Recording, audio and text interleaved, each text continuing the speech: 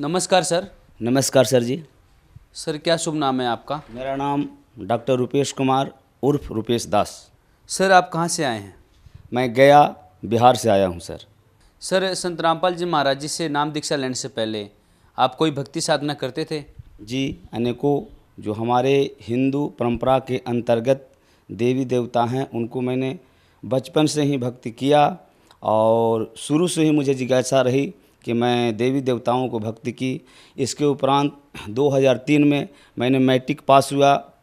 उसके बाद हमारे गांव में श्री लक्ष्मी नारायण महायज्ञ हो रहा था, जिसमें मैंने 9 दिन उस कुंड में बैठा और उस कुंड में अपने हाथों से न जाने 1 क्विंटल घी का मैंने हवन किया। मैंने 2003 से लेकर 2010 तक भक्ति की। भक्ति करने के उपरांत मुझे सुख तो कुछ नहीं मिला, लेकिन दुख मिला। जिस दुख को मैं कुछ वर्णन करना चाहता हूँ, मुझे एक परेशानी हुई, माथा से चक्कर आना, एक अलंग बाएं अंग सुनापन और झुनझुनी आना। मैंने गया के अनेकों डॉक्टर से इलाज कराया। इलाज कराने के उपरांत मुझे कोई लाभ नहीं हुई। इसके बाद साधु संतों के शरणागत जाना प्रारंभ किया उस भक्ति करने के उपरांत। इसके बाद हमारे बिहार में शिव चर्चा चलता है। शिव चर्चा में मैंने लमसम 3 साल ओम नमः शिवाय का मंत्र का जाप किया। उसको करने के बाद भी मुझे कोई लाभ नहीं मिली, शारीरिक लाभ नहीं मिली। कहा गया है प्रथम सुख निरोगी काया, दूसरा सुख घर मोह माया, तीसरा सुख पति सुलक्षणा, चौथा सुख पुत्र अधिकारी। कोई व्यक्ति अगर खूब लाखपति है सर जी, अगर उसका शरीर स्वस्थ नहीं है तो सारा दुनिया उसके लिए अंधेरा है। इसके बाद दवा भी चलता रहा। दवा चलने के उपरांत गया के सभी डॉक्टर मुझे रेफ़र कर दिया कि आप पटना दिखाओ। पटना मैंने neurologist doctor NP Singh, Narendra Pratap Singh के यहाँ मैंने इलाज करवाया। इलाज लमसम 3 साल चला। 3 साल चलने के उपरांत उन्होंने बताया कि बेटा आपको डिप्रेशन है और क्या उम्र हुआ है। मैंने बताया कि सर जी मेरा उम्र 30 वर्ष हुआ है। बोला बेटा आपको पूरी ज़िंदगी दवा खानी होगी। मैंने सोचा यही कि भोजन पूरी ज़िंदगी खाने के लिए बना है, दवा तो खाने के लिए नहीं बना है। उसके बाद मैंने सोचा कि या परमात्मा मैंने क्या गलती किया हूँ, इतना मैं भक्ति करता हूँ, कुछ भी का सेवन नहीं करता हूँ, लहसुन प्याज मांस मदिरा बीड़ी सिगरेट पान खैनी गुटखा किसी चीज़ का सेवन मैं नहीं करता था सर जी। मैंने सोचा कि कोई भी ऐसा भक्ति मिले। इसके बाद बाबा रामदेव का जो योग होता है प्राणायाम और कपालभाति आदि और उनका हमारे गया में बैठते हैं वैद्य लोग, उनसे भी मैंने दवा खाया, लेकिन कोई मुझे लाभ नहीं मिली। उसके बाद हमने एक जग हो रहा था श्री गायत्री जग में वहाँ जो महंत बैठे थे उनको मैंने कहा कि मुझे शारीरिक कष्ट ऐसा है। उन्होंने बोला कि ठीक हो जाएगा, आप करो। मैंने गायत्री मंत्र का ओम भूर्भुवः स्वः जो मंत्र होता है उस मंत्र को कुछ दिन मैंने जाप किया, लेकिन मुझे कोई लाभ नहीं मिली।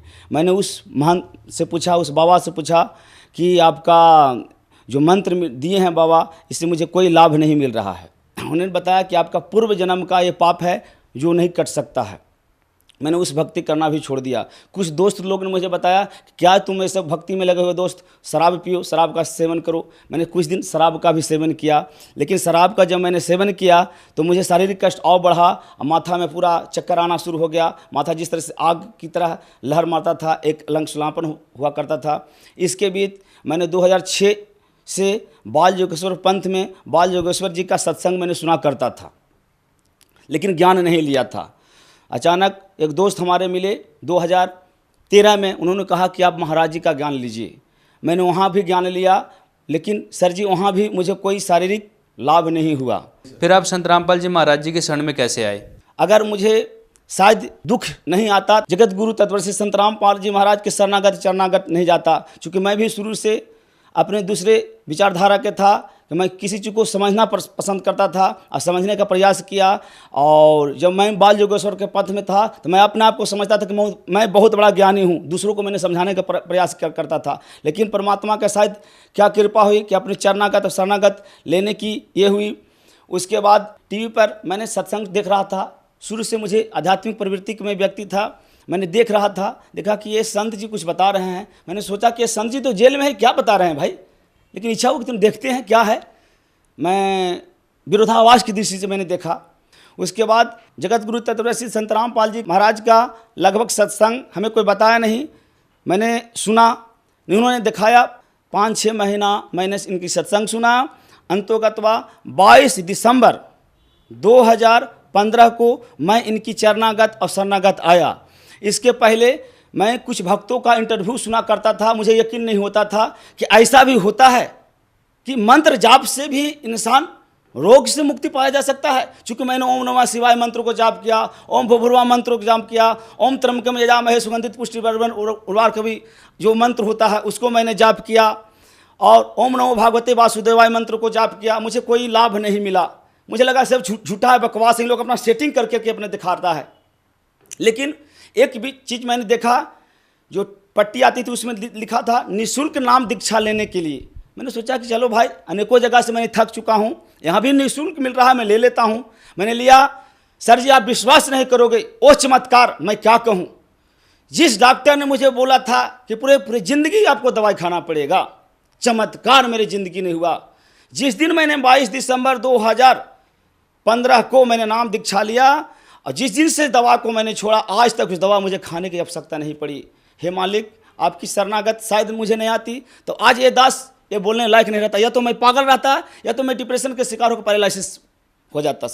सर आपने बताया कि आप बीमारी से जूझ रहे थे, और उस बीमारी के लिए आप बहुत सारे संतों के पास गए समाधान के लिए, बहुत सारे आपने यज्ञ करवाए, लेकिन आपको लाभ नहीं मिला। और संत रामपाल जी महाराज जी से नाम दीक्षा लेने के बाद आपको क्या आर्थिक, मानसिक और शारीरिक लाभ हुए?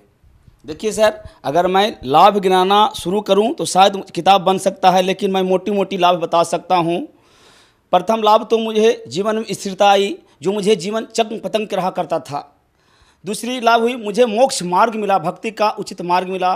तीसरी लाभ, मुझे जो डिप्रेशन का असाध्य बीमारी डॉक्टरों ने घोषित कर दिया था, मुझे केवल मंत्र जाप से ठीक हुआ। कभी कभी मैं आश्चर्यचकित में पड़ जाता हूँ सर जी, कि मैंने इतना मंत्र जाप किया, केवल इस परमात्मा के दिया हुआ मंत्र से मुझे कैसे डिप्रेशन बीमारी ठीक हुआ। मुझे कभी कभी आश्चर्यचकित लगता है। मैं कभी कभी सोचता हूँ, बहुत गहराई से सोचता हूँ, शायद मालिक कृपा हुई कि मैं ठीक हूँ, और अभी भी मैं ठीक हूँ। और मैं दूसरा लाभ बताना चाहता हूँ। मेरी पत्नी, एक समय की बात है कि चापाकल पर कपड़ा धो रही थी, और कपड़ा धोने के उपरांत मोटर था, उसमें लाइन जुड़ी हुई थी, और उन्होंने सोचा कि लाइन कट गया है। उन्होंने लाइन पकड़ी और उसको करंट मारा। मैंने उनकी आवाज़ कुछ मैंने सुना नहीं, थोड़ा सा आवाज़ सुना। दौड़ते दौड़ते उन्होंने महसूस की कोई हमें हाथ पकड़ के एक किनारा कर दी। एक बार पुस्तक सेवा मैंने करने कहीं गया था, हम लोग 3 भक्त जन थे, मैं बीच में बैठा हुआ था। पुस्तक सेवा करके शाम में लौट रहा था। लौटते उपरांत एक बच्चा उधर से आ रहा था, और बच्चा आ रहा था, उन्होंने हमारे सामने आ गया। जो बाइक चला रहे थे हमारे भगत जी, हम बीच में बैठे हुए थे, उन्हें एक बार ब्रेक मार दिया। गाड़ी 60 के स्पीड में था। बच्चा को बचाने के चलते हम लोग एक्सीडेंट हुए। एक्सीडेंट होने के उपरांत हमें बहुत अधिक चोट लगी, क्योंकि उनकी माथा से हमारा हार्ट में बहुत कस की चोट लगी। चोट लगा, उस समय मुझे लगा कि मुझे ये आत्मा कहीं उड़ रहा, आसमान में उड़ रहा है, ऐसा मैंने महसूस किया। कुछ क्षण के लिए मुझे बहुत दर्द हुआ, फिर बहुत भीड़ लग गया। कुछ लोग हमें ट्रीटमेंट भी किया, पानी नहीं पिलाया। उसके बाद मैंने सतनाम का सुमरन किया। आधे घंटे में मैं पूर्ण रूप से ठीक हो गया उस परमात्मा की दया से। और तीसरा लाभ मैं बताना चाहता हूँ। मेरा बेटा 7 साल का है। रविवार के दिन था, चापाकल पर स्नान करने गया। स्नान करने के बाद आया, तौलियाँ लपेट रही थी, तौली में ही एक बिच्छा था, टेहुना पर मार दिया। मेरा बेटा भी नामदानी है, नामदान ले रखा था, लेकिन भक्ति नहीं करता था। कभी करता था, चूँकि छोटा बच्चा है।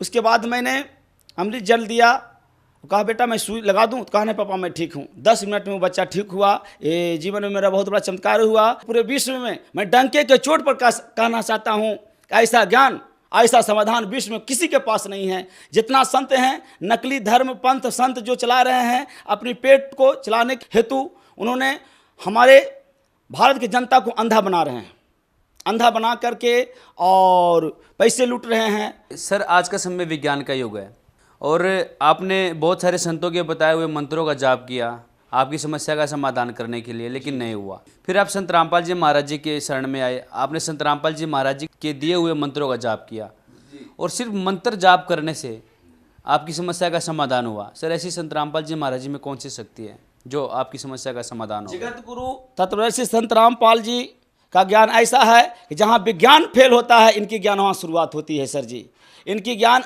ऐसा है कि असाध्य से असाध्य यदि भक्ति और मर्यादा में रहकर भक्त किया जाए तो एड्स, कैंसर ही नहीं, कैंसर का बाप, कैसा भी कोई भी बीमारी हो ठीक किया जा सकता है। मैं जीवन में अनुभव किया हूँ और मैंने देख रहा हूँ, महसूस किया हूँ, महसूस कर रहा हूँ। चूँकि मैं डॉक्टरी लाइन से बिलोंग करता हूँ, मैं इलेक्ट्रोहोम्योपैथ का डॉक्टर भी हूँ, छोटा मोटा अपना जीवन यापन करता हूँ, तो मैंने महसूस किया हूँ कि असाध्य बीमारी भी यहाँ ठीक हो रहे हैं। केवल भक्ति और मर्यादा में रहकर आपको भक्ति करना होगा तो आपका मोक्ष भी मिलेगा। अगर दुख से मुक्ति पाना चाहते हैं तो जगत गुरु तत्वदर्शी संत रामपाल जी महाराज के चरणागत शरणागत मानना पड़ेगा। इसलिए मैं ये कहना चाहता हूँ कि जो साधना हमारे जगत गुरु तत्वदर्शी संत रामपाल जी महाराज दे रहे हैं, इस विश्व में इनके अलावे जितना नकली धर्म गुरु दे रहे हैं इसका कोई प्रमाण नहीं है। यही एक मार्ग है जिससे इंसान मुक्ति हो सकता है, मोक्ष पाया जा सकता है। इसलिए मैं विशेष न कहते हुए हमारे इस भारत की भूमि के ही नहीं, देश विदेश के सभी भाइयों से कर्मबद्ध विनती करना चाहता हूँ कि आप जगत गुरु तत्वदर्शी संत रामपाल जी के महाराज के चरणों में आएँ और अपना जीवन को कल्याण कराएं। सर, संत रामपाल जी महाराज जी से यदि कोई श्रद्धालु नाम दीक्षा लेना चाहे तो कैसे ले सकते हैं? जी, आज हमारे जगत गुरु तत्वदर्शी संत रामपाल जी महाराज का प्रोग्राम अनेकों टीवी चैनलों पर आ रहा है और उसके नीचे एक पट्टी आती है, उस पर नंबर आता है, उस पर संपर्क बना करके आप ज्ञान गंगा पुस्तक या गीता तेरा ज्ञान अमृत या जीने की राह कोई भी पुस्तक मंगा कर कब पढ़ें, सोचिए, समझें, मनन करें, गौर करें। अंध श्रद्धा भक्ति इसको नहीं कहा सकता है। पढ़िए, सोचिए, गौर कीजिए और ज्ञान लीजिए। इसी से इंसान को मोक्ष हो सकता है। सर जी, धन्यवाद सर। सत साहिब।